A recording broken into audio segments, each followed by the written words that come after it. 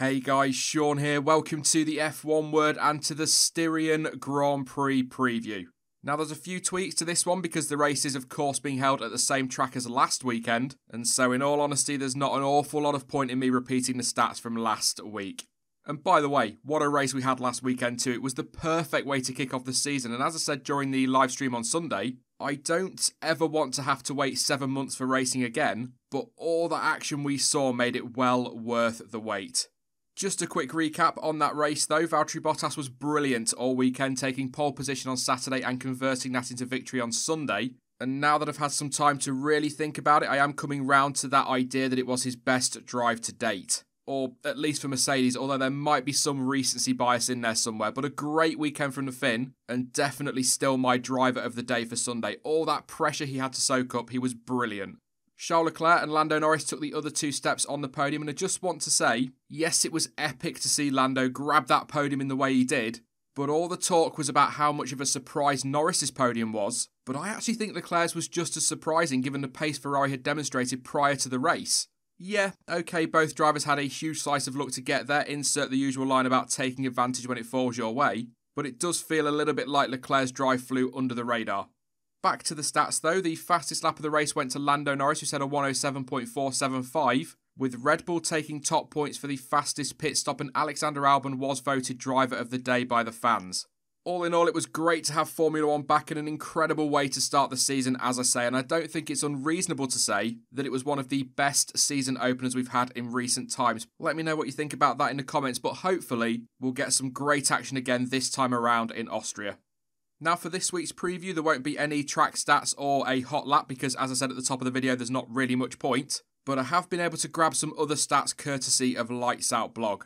So this weekend, Styrian Grand Prix might be the first race under that name, but that's not the only milestone it can claim. It will mark the first time in Formula 1 history that a venue has hosted 2 World Championship rounds consecutively, and it will also be the first time a circuit has held more than one race in the same season. The race at the Red Bull Ring will also mark the first time since 1996 that a country has held 2 races on the bounce, and the first time since 2012 that we've had 2 races in the same country. Of course, those 2 in 2012 were both held in Spain. And if you'd like a couple of random team stats, here you go. This weekend, Mercedes will equal the number of races started by Force India, who notched up 212 between 2008 and the end of 2018. And I don't know why, but I really like this one. Haas will equal the number of races Jaguar took part in, and that is 85. As touched on last week, Max Verstappen can still equal Alain Prost's total of 3 wins at the circuit, and thanks to his win last weekend, so now can Valtteri Bottas. The Finn can also take the record for the most pole positions at the track this weekend. And just one more for you, because why not? If Sergio Perez fails to win the Styrian Grand Prix, he will jump ahead of Nico Hülkenberg as the driver to have started the 4th most races without claiming a victory. So just a few extra things to keep an eye on right there. Now, seeing as there is no hot lap in this preview, I was going to go over some of the track changes for this weekend in the hope they might do something to mix things up, perhaps remove a DRS zone, as had previously been rumoured. But at time of recording, everything looks set to stay exactly the same, and despite some talk as well that there could be some changes to the curbs following the problems that some teams had last weekend, the FIA has confirmed that the curbs will remain as they are. However, there were ideas put forward during the off-season for a change to the weekend format, which included a reverse grid qualifying race. The idea was to have drivers line up on the grid on Saturday in reverse championship order and, well, basically race, and the order they finished in would set the grid for the Grand Prix proper.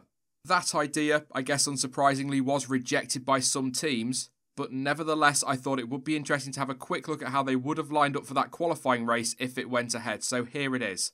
Max Verstappen would have started on pole position with former teammate Daniel Ricciardo alongside him on the front row. That could have been very interesting. Lance Stroll would have been 3rd, Kevin Magnussen 4th and Romain Grosjean 5th, with George Russell up there in 6th place. Then we've got Raikkonen 7th, Albon 8th, Kvyat 9th and Latifi in 10th. And then we'd have Sebastian Vettel in 11th place with Antonio Giovinazzi just behind in 12th. And then it would be Ocon 13th, Gasly 14th and Perez in 15th place. And then Carlos Sainz is 16th, Lewis Hamilton is 17th. And then, of course, last weekend's top 3 reversed. So Lando Norris will be 18th, Charles Leclerc 19th and Valtteri Bottas in 20th. If nothing else, we would have got another epic race and it would have been very interesting, that is for sure. But depending on your outlook, fortunately or unfortunately, it's not going to be happening. So although that might have been a little bit of an irrelevant segment, if you like, I thought it would have been interesting just to have a quick look. But let's move on. Now, I'm trying to avoid using the same stats and information as last week, but I do just want to drop a reminder in here that the tyre compounds available will be the same as last weekend, and they are, of course, the hard C2, the medium C3, and the soft C4. But just as an added something, on Sunday, the longest stints on each compound were 45 laps on the hards, and it was 45 laps on the mediums as well. Although that does include some tyre saving, of course, under these safety car periods, which is possibly why Pirelli's other graphic lists them as 30 laps for the longest stints, but 45 was how long they were on some cars, and 26 laps was the longest stint on the soft tyre. But of course, take that information with a pinch of salt, because some stints, in fact, many stints were affected by those safety cars. And super quickly, weather-wise, frankly, it kind of depends where you look. But at time of recording, showers and thunderstorms are forecast for Friday and Saturday. However, the race itself is looking set to stay dry. So, although things won't be mixed up with track or format changes, the weather might just help to give us something a little bit different this weekend. Right then, before I get on to my predictions, I'm just going to run through a few things worth noting ahead of the Styrian Grand Prix, and Ferrari have said that they are hoping to fast-track some of their Hungarian Grand Prix updates and aim to have them on the car in time for this weekend. As I'm sure you remember, because it was just only a few days ago, the team struggled last weekend for pace thanks to their aerodynamic flaws they discovered back in testing, hence the need for a major overhaul. And a statement from the team earlier this week said that Maranello were flat out with development work, quote, in the hope of bringing forward to next weekend the introduction of the aerodynamic package schedule for the Hungarian Grand Prix, or at least some of its components. It was also added that bringing the updates early would have some extra benefits, as they would be able to carry out a like-for-like comparison, as the new parts will be raced on the same track as the old ones. So keep an eye on Ferrari this weekend, they might just improve. At Red Bull, Max Verstappen and Alex Albon will both be running the same power unit as they did during race 1 at the Red Bull Ring, after Honda investigated the electrical issues which saw both drivers retire and declared the units were safe to use this time around. Honda's technical director confirmed that both issues were indeed electrical and that countermeasures have been put in place to address the issues. And whilst we're talking about Red Bull, it should also be noted that the team is still undecided on which no-spec they will run, but Christian Horner confirmed that whichever one they choose, both drivers will be running the same spec. Meanwhile, Mercedes have said that there is no quick fix to the gearbox issues they suffered last time out. Issues they confirm started during the opening day of practice, so they were aware of them all weekend. They also added that the issue was electrical, but they do not expect it to be a huge problem at tracks where the curbs aren't so aggressive and where the drivers don't need to take the curbs quite so aggressively. George Russell will be taking some new Mercedes power unit elements for the race in Styria. Williams did initially say that the Brits had suffered a fuel pressure problem on Sunday, but following a Mercedes investigation, it was actually deemed that he had suffered a gear drive failure. Therefore, it is a new ICE, MGUH and turbo for George. However, he will not face any grid penalties, as they are the first changes of the year. And finally, we have some FP1 driver changes this Friday. Jack Aitken will be taking the wheel of George Russell's Williams, and Robert Kubica will borrow Antonio Giovinazzi's Alfa Romeo. The pole last ran during winter testing, and Aitken has also tested before, but with Renault, and that was in Barcelona in 2018 and then again in 2019 and in Bahrain last year as well. Here we go then, predictions time, and yes, last week's turned out to be absolutely dreadful, but I refuse to believe that anybody got them spot on. Now this week it's a little bit easier because we at least have a rough idea what the running order looks like over one lap, but we really still don't have the full picture. Maybe I'm going to sound really dull when I say this, but as awesome as last weekend was, I'd like to see fewer retirements and more close racing rather than just complete chaos. It would be good to have a bit more of an idea where everyone is on race pace. There are still so many unanswered questions. That being said, if we have utter chaos again, that's also absolutely fine. I get the feeling Lewis Hamilton will be on one this time out and will be desperate to bounce back and make a point after everything that happened last weekend. So I'm going to go with the Brit for pole and for the win as well. In terms of my reasons behind that, basically, Mercedes look like they are comfortably the fastest car, so I think it's pretty safe to say it's going to be between Bottas and Hamilton for the win.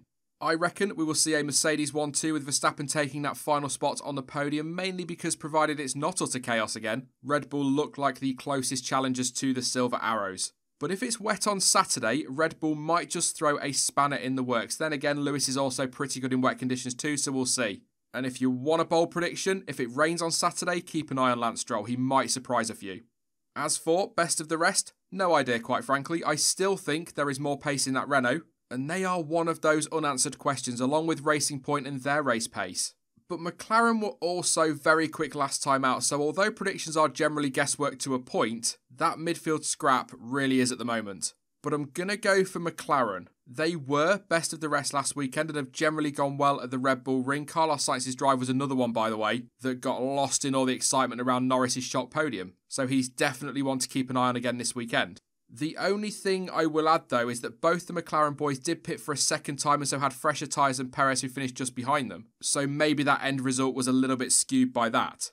Overall, though, as I say, it's just too close to calling that midfield and there are too many unknowns right now. And that's a good thing, by the way. It is much more fun going into a weekend not knowing what is going to happen. And as we saw last weekend, even if you think you do know, anything really can happen in Formula 1. Yeah, I went there. Apologies for that. Anyway, that is it for the Styrian Grand Prix preview then. But you can, as ever, let me know your thoughts ahead of the weekend down in the comment section. And you can also let me know your race weekend predictions. Who do you think will take pole position on Saturday? And what about that win on Sunday?